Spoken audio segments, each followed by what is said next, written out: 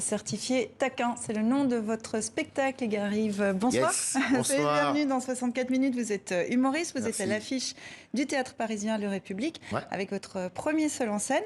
Vous attaquez à des sujets dans l'air du temps, des sujets politiques, on va y revenir dans un instant, à des sujets de société, la colonisation, le racisme, deux thématiques sur lesquelles vous insistez et vous dites que la colère est un moteur.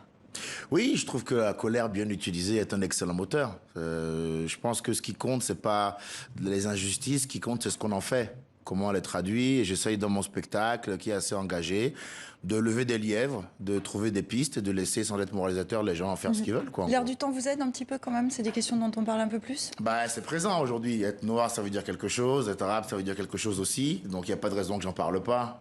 Sans pour autant stigmatiser les autres. Moi, je suis ami avec tout le monde. Je suis ami avec les blancs, les arabes, les noirs. Mais forcément, comme je suis un peu noir, je parle d'une réalité qui est la mienne. Et... Avec l'idée quand même qu'il y a une petite revanche sur l'histoire? Non, ça, c'est mon côté taquin. Ça, c'est quand j'ai envie d'embêter les gens que je le dis. En vrai, j'ai pas de côté revanchard. Par contre, j'ai vraiment envie qu'on soit égaux. Ça, pour le coup, oui. Alors, il y a une inégalité qui a été assez forte, hein, c'est sur l'économie, on va dire. Il y a un des thèmes qui revient aussi. On voit, vous suivez très bien l'actualité, tout comme votre public d'ailleurs. J'étais Oui. dans la salle hier soir, le public est très informé. Oui. Il y a un sujet qui revient souvent, c'est un terme de prédilection, c'est la corruption. On regarde un extrait. J'ai grandi au Bénin, un petit pays d'Afrique de l'Ouest dont je vous dirais bien que c'est le pays le plus corrompu du monde. Mais le problème, c'est que les pays voisins pourraient me traîner en diffamation. Les gars sont bons, hein. Donc on va dire un des pays les plus corrompus. J'y ai grandi dans une famille aisée, vachement aisée, que dis-je même blindée. Donc vous l'aurez compris, mon père fait de la politique sur place.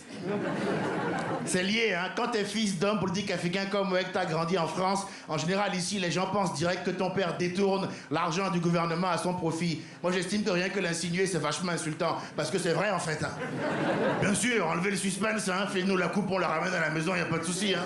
On est au top du hip-hop, mon ref, ok?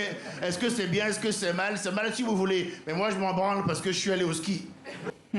La corruption en Afrique, mais aussi en France. La suite de ce sketch vous a valu d'être censuré en France parce que vous mentionnez le mania Vincent Bolloré. Racontez-nous ça.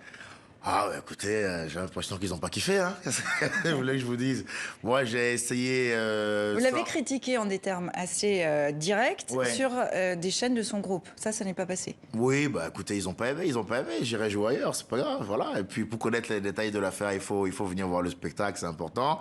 Après, ce que je peux dire, en survolant un peu le truc, c'est que bah, j'ai tout simplement comparé les systèmes économiques français et puis africains, et j'ai essayé de faire comprendre aux Français lambda que c'est bien beau de dire qu'en Afrique on a des progrès à faire sur le plan économique ou sur le plan du respect des libertés individuelles, mais qu'en fait c'est pareil en France, c'est tout.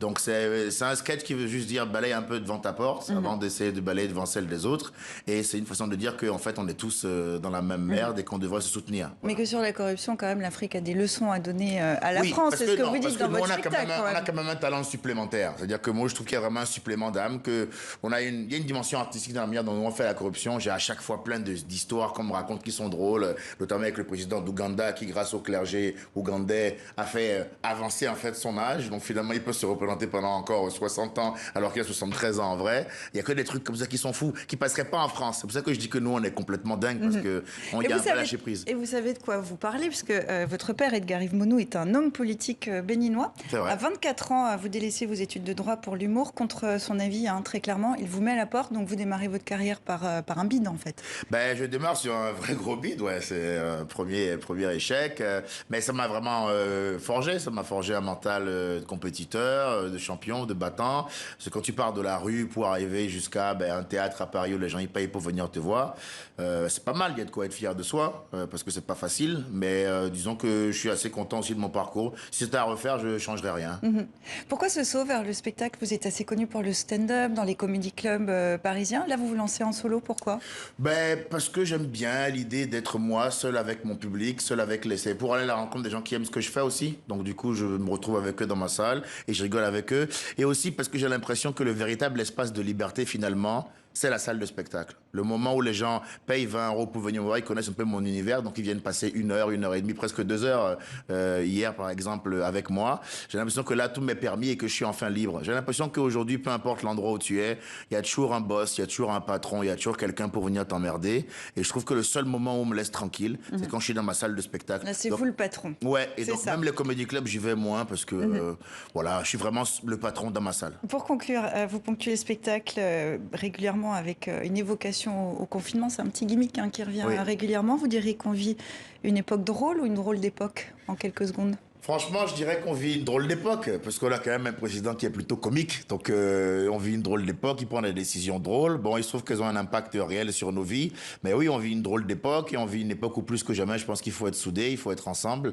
Et je pense que l'humour a sa place. En tout cas, l'humour politique est engagé comme je le pratique. Il y a un humour qui se veut dénonciateur, et dont l'objectif est de faire avancer la société, quoi, en tout cas. Et c'est à voir au Théâtre Parisien Le République les week-ends jusqu'en décembre, certifié taquin Edgar Rive. Merci beaucoup d'être venu dans 64 minutes.